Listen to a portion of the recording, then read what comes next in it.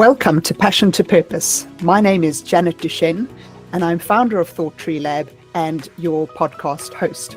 I'll be interviewing senior executives in financial services to discuss their careers and their passions. Importantly, the passions such as physical movement and any other active pursuits that reveal the values that drive us at work and help us connect with something greater. It's about authenticity, communication, and creating stories that resonate. My guest today is Scott Robinson. Hi, Scott. Hi, Janet. How are you? Very well, thank you. Thank you very much for being on the show, and it's great to see you again.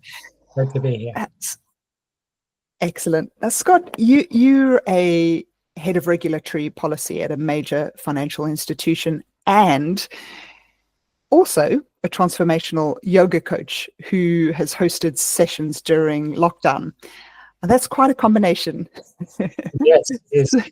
Can you tell us, how did yoga find its way into your professional toolkit? Very interesting question, Janet. I think for yoga found its way relatively late in my whole journey. You know, I started in, got an interest in well-being and wellness generally through more, approaches like through energy healing and medicine and things like Reiki, and then meditation, and then acupuncture. And then yoga came along around in 2012, about the time I was about to start my job, new job at Deutsche Bank. And it was a job for which, it was a lateral move from HSBC and legal into regulatory policy and finance. I was managing a team for the first time. And it was a challenging time for me because there's a lot of transition, a lot of change. And my partner at the time said to me, how about you try yoga, just as a way of helping you to manage this transition? And do you know what? That Monday night, every week, it was in a contemporary art gallery in Notting Hill called Debut, funny enough, is where I learned yoga. And it was almost like my sanctuary. It was the place where I could just come back after work. I could breathe. I could just find my own sense of self again. And then I would sleep well and I would go to work the next day ready to get on with things.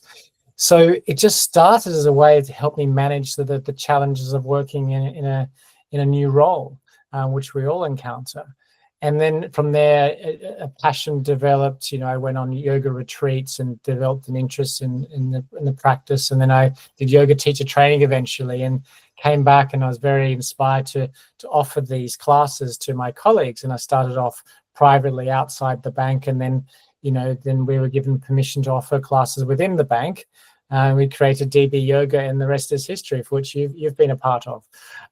So I see it as a way of which just complements the challenges I face on a day-to-day basis, because yoga is very down-regulating by nature, whereas working in a corporate role is I guess up-regulating, if you want to say it that way. It has its own challenges, it has its own pace and rhythm. And so when you find someone that just offsets that pace and that rhythm in a way which is very restorative and very nourishing for the body, mind, and soul, to me, it's a perfect fit in that sense.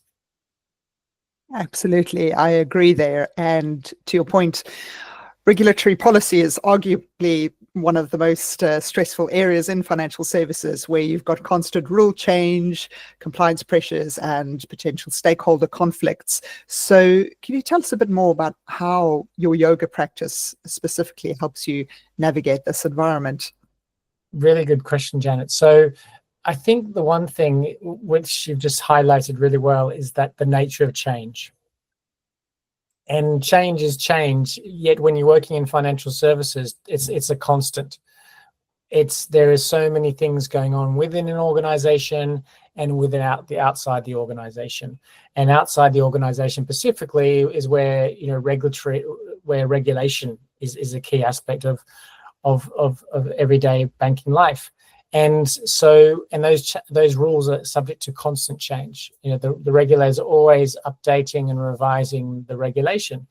And so when you're faced with a situation which is very dynamic, very, in a situation which is always keeps you on your toes, and things are, shall we say, not as expected. The regulator may issue a new new guidance, which in effect that suddenly just radically changes the way the bank does the business.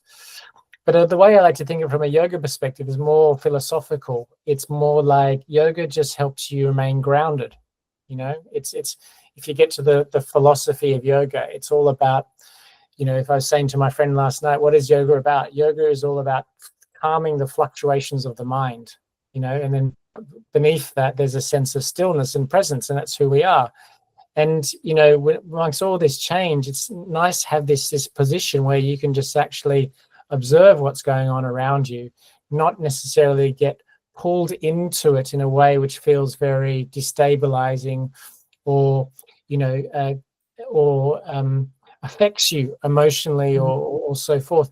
It just allows you just to respond rather than react to situations. And I think having a regular yoga practice just actually helps you find that center ground. Fantastic, and thank you for that. It's responding rather than reacting. It's something that resonates. So, you founded Yogi Banker and work in transpersonal psychology. It's pretty bold for someone in a traditional corporate environment. So, what alignment do you see in these areas? Yes. So, I mean, I've always been I've always been someone who is a little bit of a contrarian. So I created Yogi Banker, now I'm doing transpersonal psychology and I'm working finance. I mean, what is all that all about? And I think it makes what I do interesting. And I think one of the great things about finance is that it really appeals to innovation. Innovation and agility is at its core. And what's always appealed to me about yoga and also transpersonal psychology now is that it's a philosophy of being connected to something much greater, which you talked about in your introduction, that actually when we realize the part that we play in financial services is a really important part, as we've seen over the years, that actually we are contributing towards something. We're contributing towards not only our own success, but the success of others and the wider world. And that's really the ethos of transpersonal psychology. It's about interconnection. It's about, as you describe, it's the psychology beyond the ego. And so how do I move beyond the ego? I start to recognize the relationship that I have and the part that I play. And then it all starts to fit together, whereby you have your physical practices, and your physical practices form the basis of basically developing more awareness of self, awareness of others, awareness of the wider world. And then we start entering into a relationship with each other, the way we communicate, the way we hold space. And then finally speaking, it's how we create how we collectively change things or do things which make a contribution.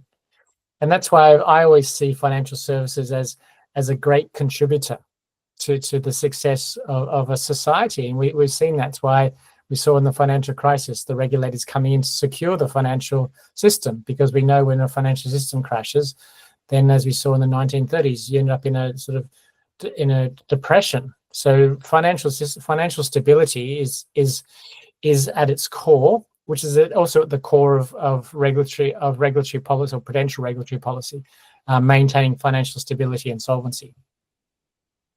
Great, thank you. So I like this theme of contributing to something greater and the individuals therein that do that.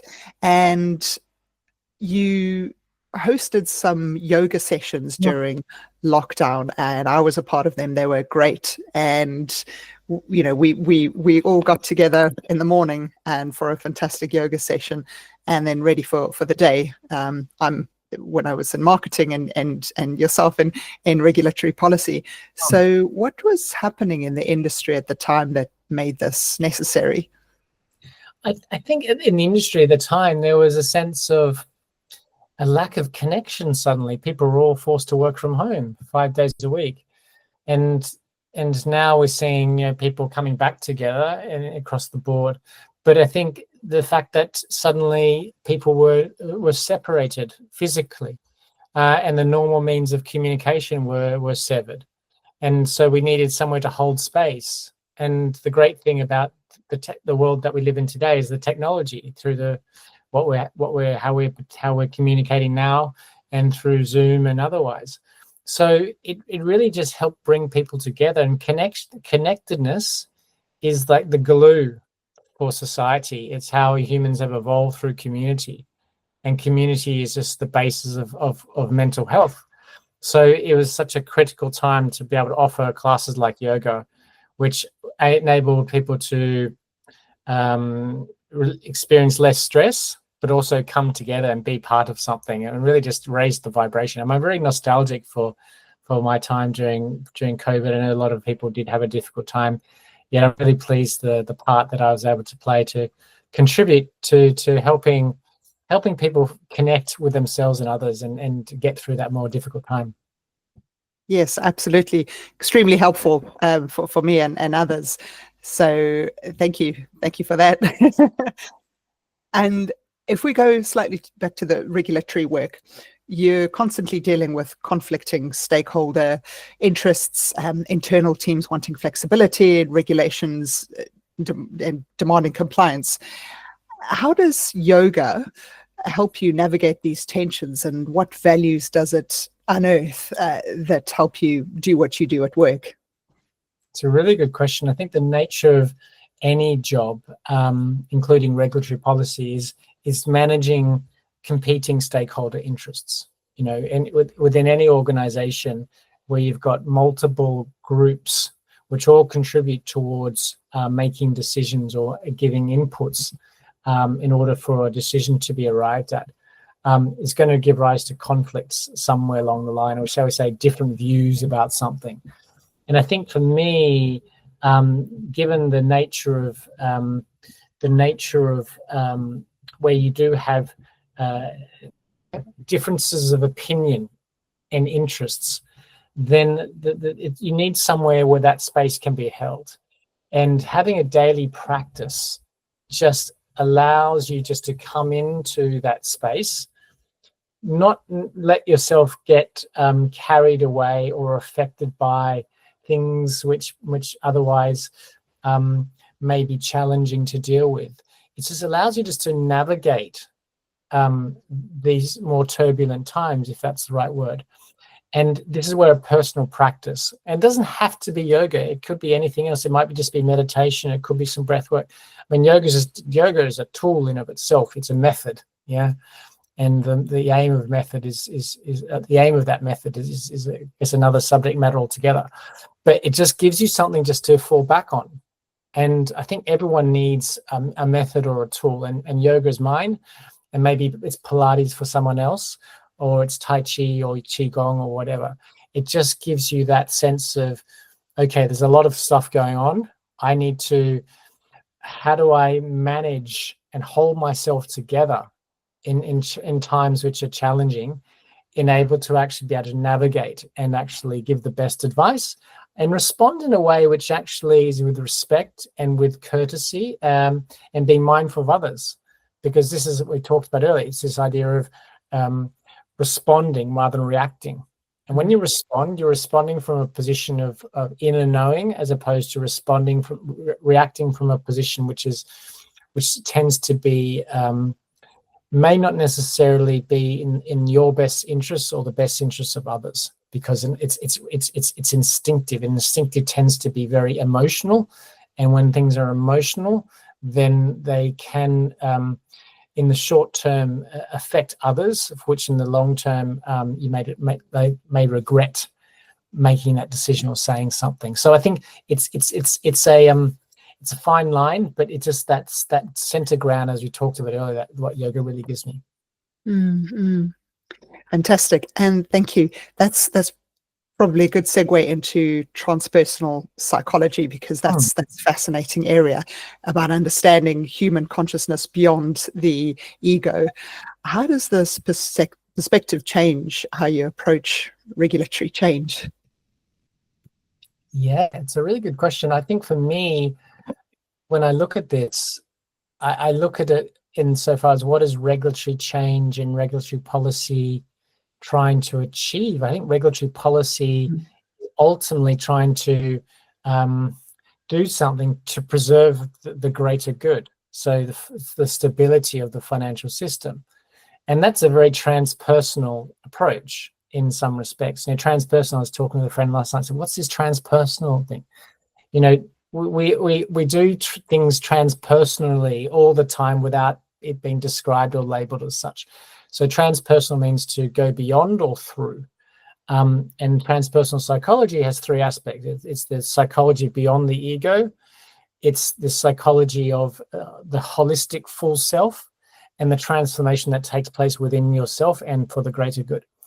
And so when I start to look at things from a regulatory policy perspective, we're also taking into account what's in the best interest of the bank, what's in the best interest of the financial system, and what's in the best interests of, or how do I balance those competing interests? Sometimes it's like what's in the best interest of the bank may be about protecting the bank's interest, about its regulatory status, versus actually being commercial, and actually working with that fine trade-off between doing something which enables business to be done, and doing something which ultimately is in compliance with the regulation and preserves the bank's interest. Now, this is what, in terms of generically speaking, what regulatory policy is trying to do. It's trying to, if I take a step back for a second, regulatory policy is trying to ensure that banks are profitable, but at the same time to preserve the solvency and stability of the financial system. So it's that balance between the two. And taking a transpersonal approach means effectively I take into account what's in the best interests of everyone in the situation. And when I step out of myself and look at that more bigger picture, then I'm really taking a transpersonal macro global view. And then if people understand that actually the decision that's been taken is in the best interest of something which may be beyond the situation itself, that's a very transpersonal approach. And I think it's a very mature and wise approach, which people I think are big in the industry are realizing. We have to take decisions which are in the best interests of everyone.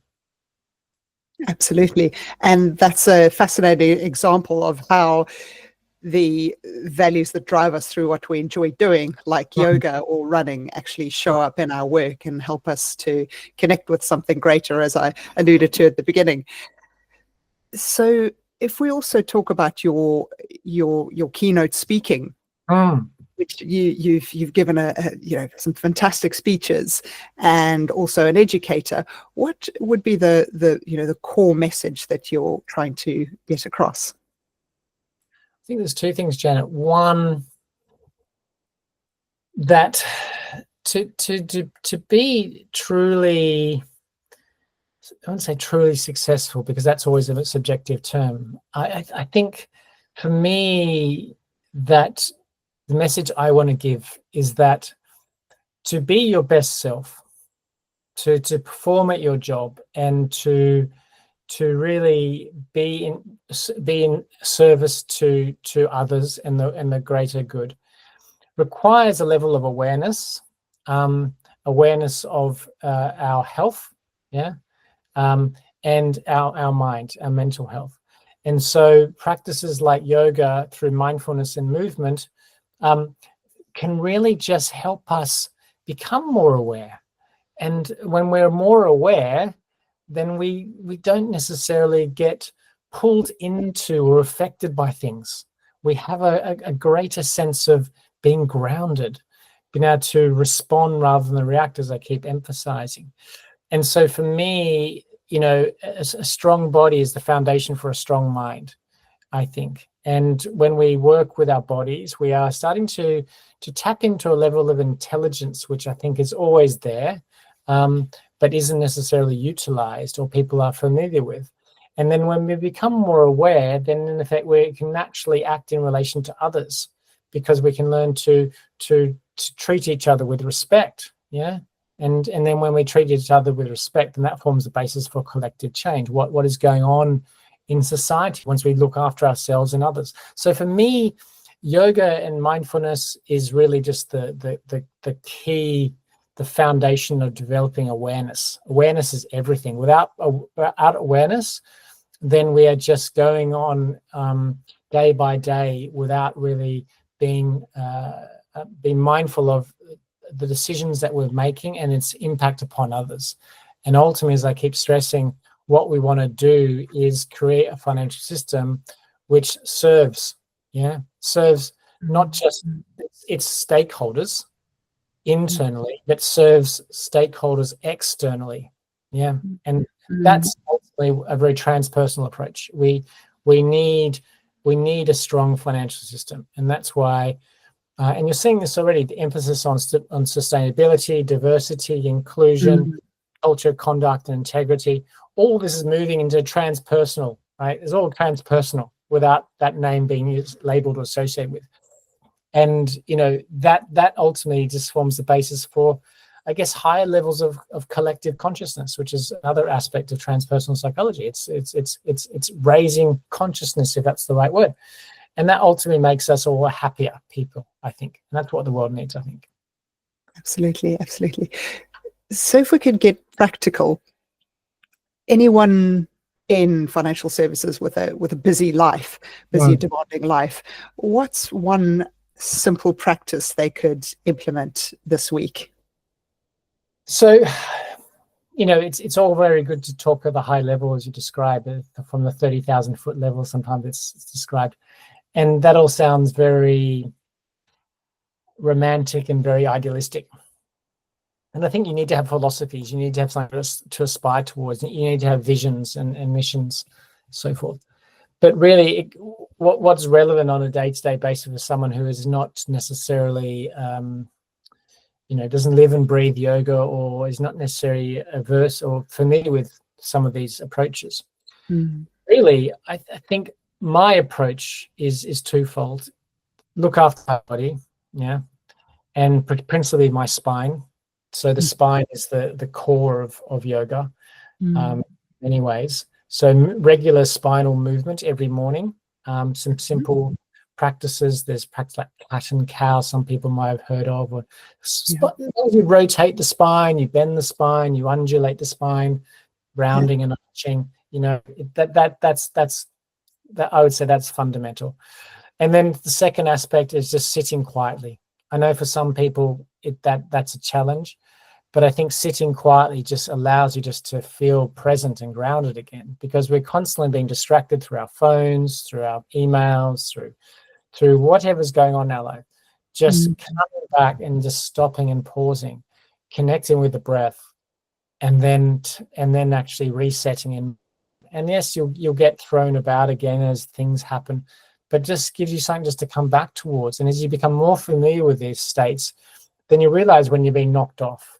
It's like you're surfing the wave, and the wave comes along and throws you off balance, or you probably maybe skiing is better. If anyone's like skiing, you're skiing along and hit a bump, and you suddenly like, whoa, I'm off balance. How do I get back on balance? I need to kind of get over the center of my right, and pressure on the outside edge, and it's kind of make sure you're evenly balanced on your skis.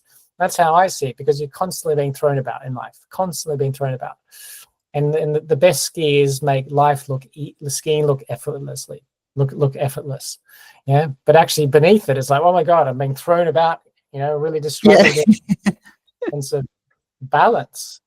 But how do I get myself back into balance? Well, there's techniques in skiing to do that, and then really with yoga, and mindfulness, it's the awareness that's created through these practices to realize when you're off balance, and how do I get myself back into balance? And this is where these practices help. That's great. That's a great analogy, awareness and staying on your skis. So slightly back to the regulatory change, and at the moment, there's a lot going on about digital assets at different conferences. I'm writing about that quite a lot. So if we look at this change with digital assets and ESG requirements, how does yoga help you, let's say, stay ahead of these evolving challenges and communicate effectively? Yeah, it's a good question. So digital assets obviously is huge. You've got risks involved like ESG and climate risk. I think it's again, it's to me, it's two parts. It's the physical practice. It's this sense of amongst all this change, there's always me beneath that change, which is ever present and never changing. And then secondly, speaking from a philosophical view, knowing that basically, you know, we are part of something much greater, and this is all part of the process. This is all part of the process. Change is constant. If I took it, say, what the Buddha would say in Buddhism, like that's the one thing that change is constant, and all that arises also ceases. So everything, to some extent, is using this word loosely, impermanent, which essentially means it has no form. It's not fixed. It's, rules today are rules tomorrow, and and then within a matter of months and years, you've got a new set of rules. So being fully present with what's being presented, but knowing that those rules may change sometime in the future, and just doing your best, and adapting to how things are basically new developments, and just basically being just fully aware that this is a very dynamic industry. It's always changing, and you need somewhere to come back to yourself amongst all that change. Yeah, that's absolutely. And I guess just a couple more, Scott. I'm curious how you could integrate yoga concepts with some of your yoga with a stakeholder meeting on your thought leadership, for example. Yeah.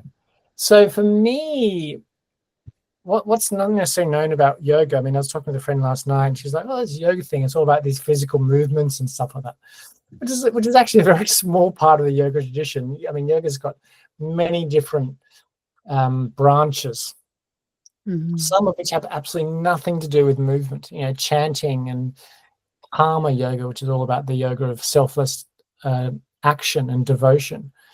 And so really, when I get to the core of yoga, I get this sense of, what does it mean to do good in the world? And to do good in the world in situations where you're in a stakeholder meeting or you need to express thought leadership, is how do I hold myself with integrity? How do I communicate in a way which is articulate, it's kind and considerate? And when you start bringing yoga values, contentment, non-violence, non-stealing, and so forth, when you start bringing yoga values into your everyday life, quote unquote, off the yoga mat, that's where the real power happens, because we start changing things in the organization or in the system by virtue of being better people, with the foundation being the physical body. And I think that's the power of yoga that people aren't aware of. They associate yoga, thanks to the media, as a practice about posture, and often extreme posture, or sometimes posture which suggests a level of ability or flexibility. Now, anyone can do yoga. You don't need to be flexible at all. But then we start incorporating the whole philosophy of yoga, and then actually, you start actually having a really powerful method and a tradition which forms the bedrock of doing business. Absolutely. And so if we take someone in regulatory affairs who's curious but might think yoga is a bit too out there for the corporate environment, what would you say?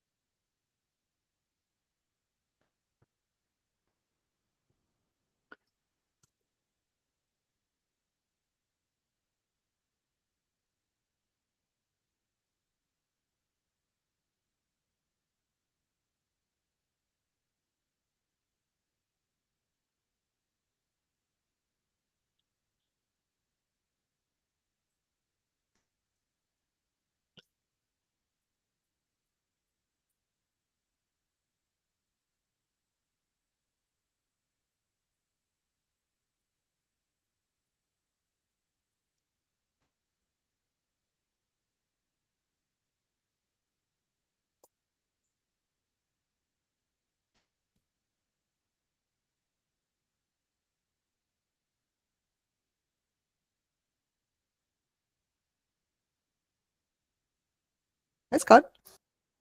Oh, did we lose communication? Yes, I think it might be a little bit of a connection, but that's okay. Great. So we can. Do you want Do to you do the like? question? Yeah. So for someone in regulatory affairs who's curious about yoga but thinks it might be too out there, what would you say? Yeah. So first thing, give yoga a go. It has a perception of a certain level of ability. That ability is there in terms of the postures which are deemed to be of a certain level of experience. But there are many practices and many postures which require no experience, which anyone can do. And it's not about getting you into the posture, it's about getting the posture into you. That's the starting point. The second point is to realize that the practice of yoga, the physical aspect of yoga, is just a very small part of the overall tradition. It's like saying, you know, whether you do Pilates, but did you know there's a whole philosophy behind Pilates? Now, there isn't a whole philosophy behind Pilates, but just to imagine for 1 second if there were, it's like, oh wow, it's like, what? It's not just all about this whole all about the core and so forth. It's actually a whole system. It's a whole philosophy. It's a method, right? And to realize that and to see how suddenly your self starts to shine by living and breathing your practices, that's where the true transformation takes place within, and then that transformation then can take place on a much greater scale. But what I would say is this to someone who is just starting out: give it a go, be curious, because you just never know. Maybe it's not for you, but maybe it is for you, and then suddenly you have something. It's like your own toolkit. You know, for me, it's like, oh wow, I'm going to come home and I'm going to do a yoga practice before I go to bed. And it's just nice stretching. Or I get up in the morning and I do some nice yoga practice and so forth. And it's just like, wow, I've got this skill which I can just utilize, whether I jump on YouTube or go to a studio or my own practice, whatever it is. It's about having a sense of agency and control in your life, right? And when you have a sense of agency, that's what we crave, I think, as humans. We crave to be in control in some shape or form. And I think once you have that, and that's what yoga gives you, it's such a powerful asset. Great, absolutely. And you've convinced me there's something here, Scott.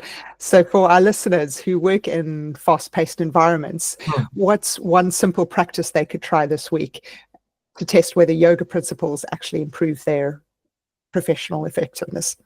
Yeah. So, you know, I think there's two aspects, Janet. One is to maybe you could actually go online or go take a class and learn how to do a sun salutation. Now, it's summer in the UK. If you're listening here, it's coming up to International Yoga Day, which is tomorrow, I think, 21st of June. Sun salutation, which is what's called Surya Namaskar, is a way of actually generating heat in the body to increase circulation. Now, the great thing about that is it involves movements of the spine, which I talked about earlier. So it's great to sort of relieve built-up tension and stress, but increases circulation, increases energy.